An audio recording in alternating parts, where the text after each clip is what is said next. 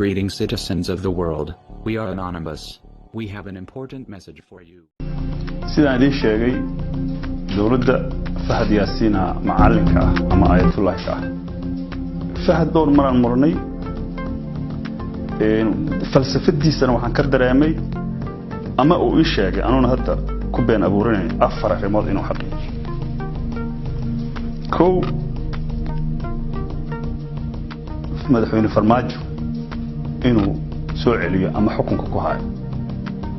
si taas ay u dhacdana dadka xamar degan qaybiyo xukun oo ku qabto siyaasiyiintoodana la level gareeyo oo mid lagu sheego tuug mid lagu sheego shisheeye kalkaal ama shisheeye u shaqeey mid lagu sheego dib u socod mid lagu sheego nabadii nolol diidan yahay horta in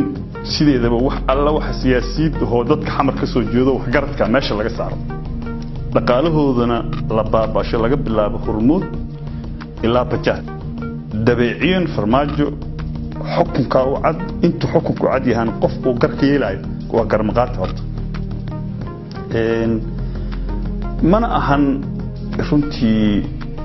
absi ah waxaan ka qabaa sidii Maxamed Siyaad Barre dawladdu gacantiisa ugu baabaaday wixii yar la soo dhadhabay inay gacantiisa ku baabaado absi ayaan qabaa aniga ka soo qabo waxa la yiri xaf soo xir waa diiday dad badan oo ii sheegay maxaan ku dhahaa siyaasiyiin oo Muqdisho ka soo jeeda la yiri soo xir waa diiday